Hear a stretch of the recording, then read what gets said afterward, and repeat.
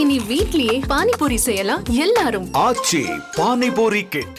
அமெரிக்க அதிபர் Donald Trump 15 லட்சம் கோடி ரூபாய் மதிப்பிலான கோல்டன் டோம் என்ற புதிய பாதுகாப்பு திட்டத்தை அறிவித்தார். இது உலக நாடுகளின் கவனத்தை ஈர்த்துள்ளது. கோல்டன் டோம் என்றால் என்ன என்பது பற்றி விரிவாக பார்க்கலாம்.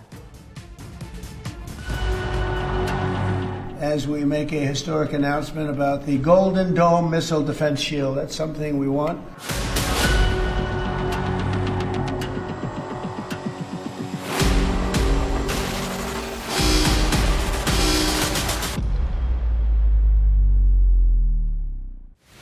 அமெரிக்காவின் மீது தாக்குதலை கனவில் கூட நினைக்க முடியாத நிலைக்கு கொண்டு செல்லும் திட்டம் ஒன்றை அறிவித்து உலக நாடுகளை அதிரடித்திருக்கிறார் டொனால்டு ட்ரம்ப்.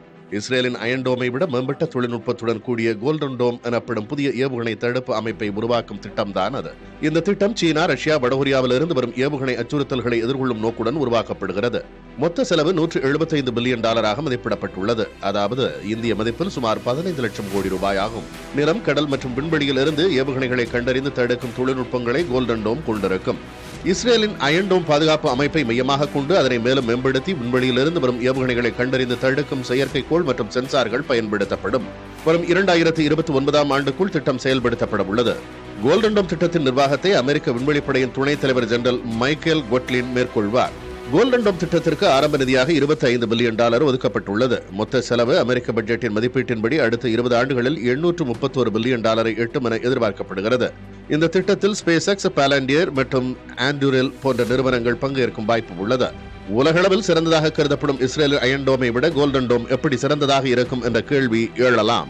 அயன் டோம் அமைப்பு குறுகிய தூரத்தில் மித வேகத்தில் வரும் ஏவுகணைகளை தடுக்கும் வகையில் வடிவமைக்கப்பட்டுள்ளது. இஸ்ரேல் என்பது அமெரிக்காவை விட 400 மடங்கு சிறிய நாடாகும். மேலும் அதன் நில அமைப்பு பெரும்பாலும் தரைப்பகுதியாகவே இருக்கிறது. எனவே பாதுகாப்பு அமைப்புகளை நிறுவுவதும் செயல்படுத்துவதும் எளிது.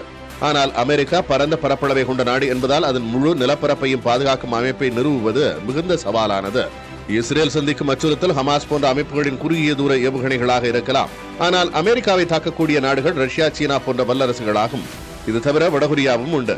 இந்த நாடுகள் இன்டர் கான்டினென்டல் பாலிஸ்டிக் மிசைல்ஸ் எனப்படும் கண்டம் விட்டு கண்டம் தாண்டி தாக்கும் ஏவுகணைகள் மற்றும் ஹைப்பர்சோனிக் ஏவுகணைகள் போன்றவற்றை வைத்திருக்கின்றன.